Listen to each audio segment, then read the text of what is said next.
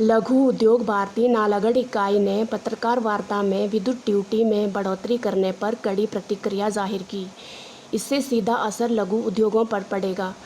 बैठक की अध्यक्षता करते हुए इकाई के अध्यक्ष समर सिंह चंदेल ने कहा कि सरकार ने 1% से लेकर 19% तक विद्युत ड्यूटी बढ़ा दी है, जिससे बिजली की दरों में बढ़ोतरी हो गई है। बीबीएन में आपदा के चलते कनेक्टिविटी लगभग समाप्त हो गई है।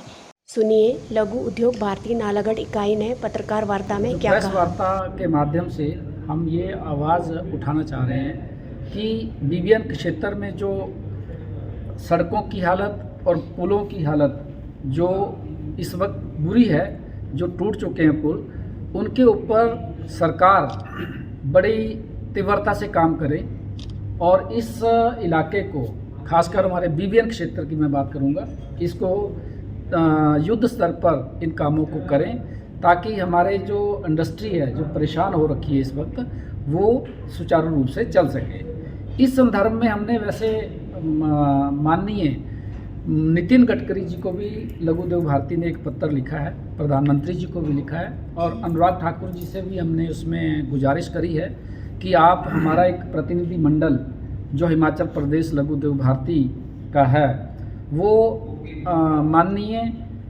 नितिन गडकरी जी सड़क परिवहन मंत्री है, उनसे मिलना चाहते हैं।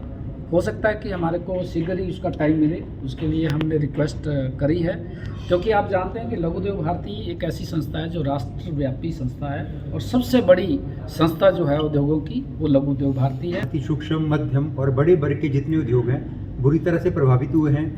हर किसी के ऊपर 10,000 से लेके 15, 20, 25 लाख तक एक अतिरिक्त बोझ पड़ गया है, जिसको कोई भी उद्योग आज के समय में उठाने में सक्षम नहीं है। एक तो पहले ही जो त्रासदी थी उससे सारे उद्योग परेशान थे। हमें पहले गाड़ियां नहीं मिल रही थी, यूनियन से गाड़ियां नहीं कट रही थी, रास्ते सारे बंद थे, आने जाने के माल के कच्चे माल के साधन नहीं थे। उसके ऊपर से जैसे होता ना, सरकार ने ऊपर से एक बम गिरा दिया उद्योगों के ऊपर।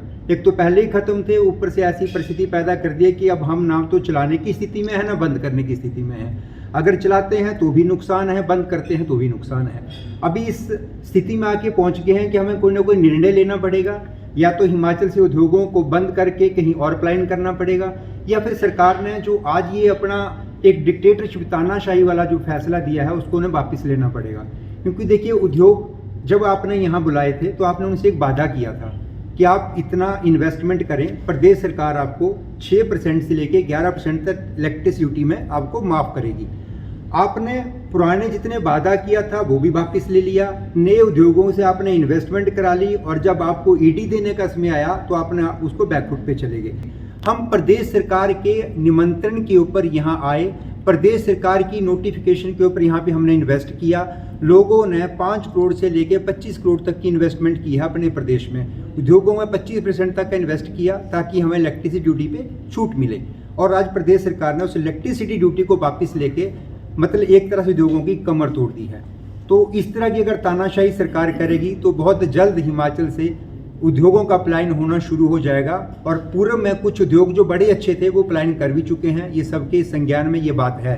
अगर आज भी प्रदेश सरकार नहीं जागी तो बीबीएन जो सबसे बड़ा रेवेन्यू का हब है वो बंद हो जाएगा, और प्रदेश सरकार जो पहले ही अपाइज है वो बिल्कुल वेंटिलेटर के ऊपर चली जाएगी। तो मेरा सबसे आह्वान है कि कृपया इस चीज़ को सरकार वापस ले और उद्योगों को जिंदा रखने के जो रास्ता है उस पर चले और उद्योगों को दोबारा जिंदा करे। धन्यवाद।